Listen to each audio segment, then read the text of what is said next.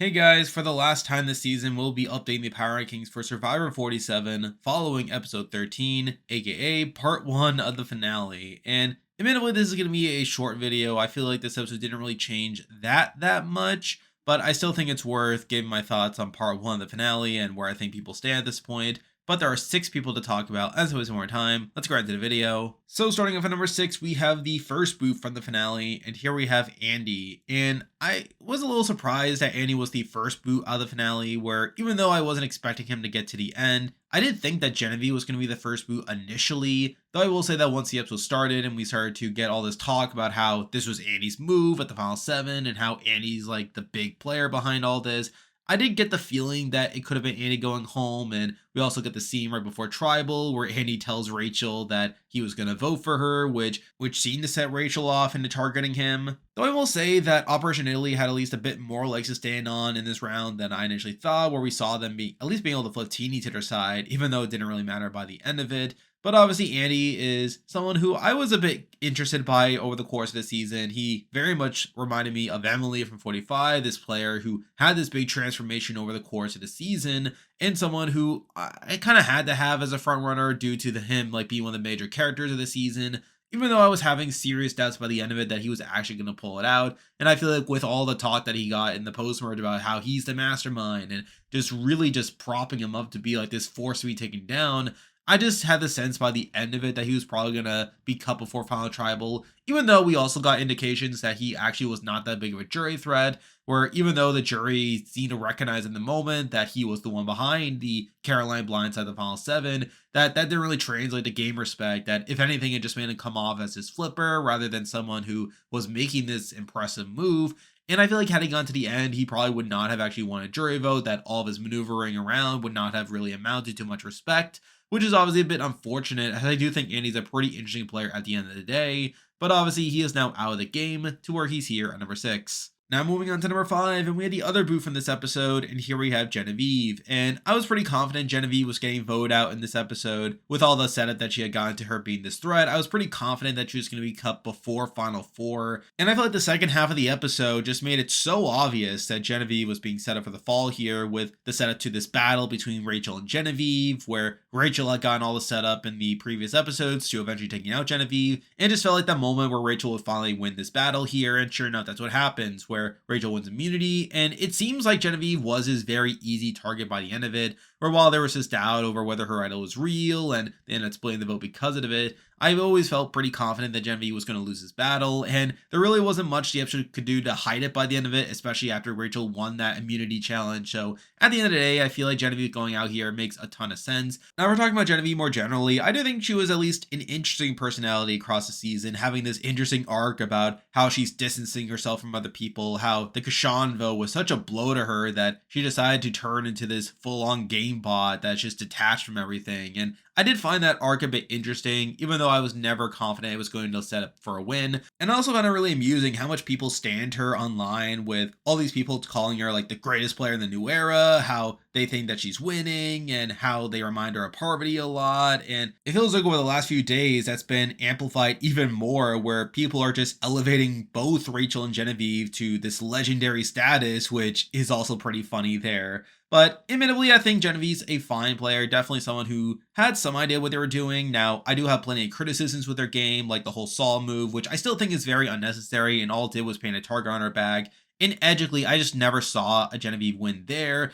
where these people were making these claims that they were like trying things like showing Genevieve a lot in camera shots, and how Genevieve was being propped up as this big player, even though a lot of it just felt pretty circumstantial, and I never really was that high on Genevieve by the end of it. She just felt like this big player that was going to be taken out as this big threat towards the end of the game, and that's what ended up happening here. So it was still interesting to see Genevieve over the course of the season, as well as people's reactions to her, but obviously she's now out of the game to where she's here at number 5. And before we continue, I am once again partnering up with Russell Muscle TV to promote Idle Plays. Idle Plays is an online shop where you can purchase Survivor puzzles and practice them. That way you can potentially be the next challenge beast on Survivor 47 and beyond. In this season, we have creator lockers. These are special bundles handpicked by myself and other Survivor YouTubers, along with creator trading cards. If you purchase my puzzle, you can get your hands on the Labyrinth Ball puzzle, the Slide puzzle, and Spencer's puzzle from Survivor Cambodia.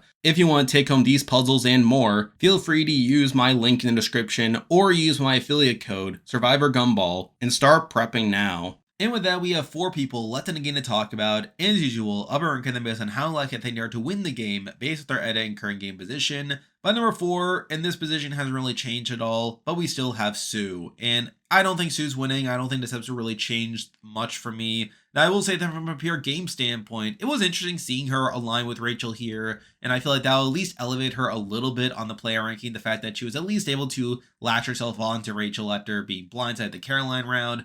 But beyond that, I mean, this episode doesn't really change her win equity. There's really no shot of her winning. And I feel like she's probably going to get to the end of the game. I don't see anyone taking her out Final 4 here. And even if she does go into fire making, I'm very inclined to think she'll win. But really, I just don't think she's winning. I think she's pretty blatantly a 0 vote finalist at this point. Or at this point, I don't even think Caroline's going to vote for her as a sympathy vote. So I don't think Sue's winning, which is why she's here at number 4. Now moving on to number 3, and we have another placement that has not really changed, but we do have Tini. And I don't think this episode really changed much for Tini either. If anything, the vibe that I got from this episode was that Tini was going to be the fire making loser, where they talk a lot about how Rachel's the biggest threat and also the best fire maker, which makes me think that it's going to be a Rachel Tini fire making challenge where Tini loses. So I'm not really getting the best sense that Tini's going to actually get towards the end of the game. And even if they squeak their way there, I don't think they win at this point, where I think they lose to Rachel, obviously. I also think they lose to Sam at this point. So really, they're kind of a dead man walking at this point. I don't really see how Tini wins at the end, and I also don't think they get to the end to begin with. So it's kind of a double-edged sword here. The only reason they're above Sue is because I think they have slightly more win equity compared to Sue, even though that's not really saying much at this point.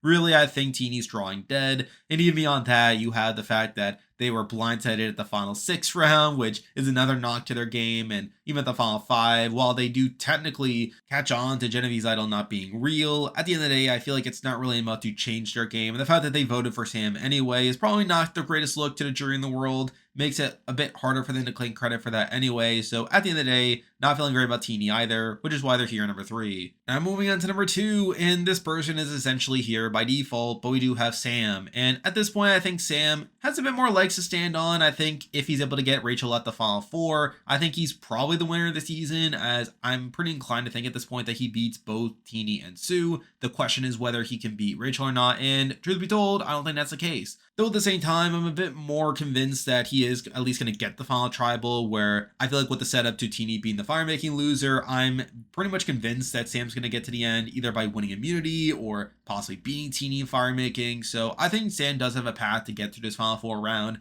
The problem is that he's probably going to have to go up against Rachel, and that's not going to go super well, in my personal opinion. But still, it's enough to be here at number 2. And now, at number 1, the person I believe is the most likely to win Survivor 47 coming into the finale is Rachel. And this episode basically felt like a coronation for Rachel here, where we really see her game on display here, where at the final 6, she makes the move, plays her idol, takes out Andy there. Final 5, wins immunity, wins the battle against Genevieve, which was Protopus's big battle. Finally gets to take credit for that move, which had been set up for previous episodes. And there's also talk about how she's the best fire maker, and considering that she's also pretty good at challenges, it's hard to see how she doesn't win the game at this point. Now, you could definitely argue that it's coming off a bit too obvious, where considering that we still have 1 episode left and it's just so apparent that Rachel's going to win this game, you could argue that this could be a red herring, that there could be like this last minute surprise that causes her to lose instead. But I think the big problem here is that there's no clear alternative for who the other winner would be, where I feel like Sam doesn't really get propped up in this episode all that much. I feel like Tini and Sue are clearly not being set up to win a jury vote to get to the end. So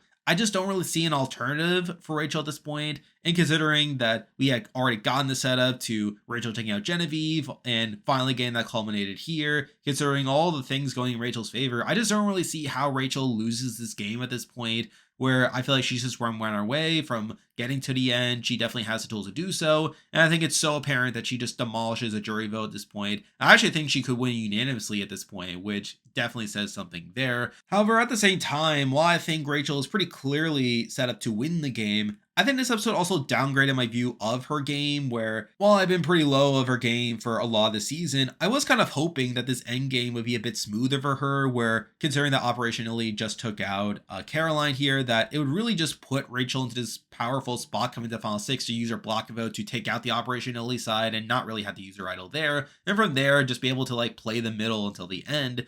But instead, it kind of plays on the worst possible way where she becomes this pretty blatant target during both the Final 6 and Final 5 rounds, has to use her idol at the Final 6, which I don't love, wins immunity at Final 5 in a spot to where she probably would have been in danger had not won immunity, and if Genevieve had won immunity, she would have been cooked. So I don't really love that. And now coming to Final 4, while I think she has a clear path there, she probably is going to have to win either Final 4 immunity or fire making to get to the end there. So I do think at the end of the day, I think this end game is going to play out pretty poorly for Rachel in terms of a winner ranking standpoint. And I was already pretty low on her game up to this point, but I think now just seeing how it's probably going to play out, I am expecting her to be the worst winner of the new era, even below Kenzie, which I think definitely says something there. And even with the player ranking that I'm going to be doing after the season ends, I'm not entirely sure what to do with Rachel at this point, where I'm actually considering having her relatively low for her placement by the end of it, but we'll just have to see how the rest of the season plays out. But really, while I think Rachel is not going to be a great winner by the end of it,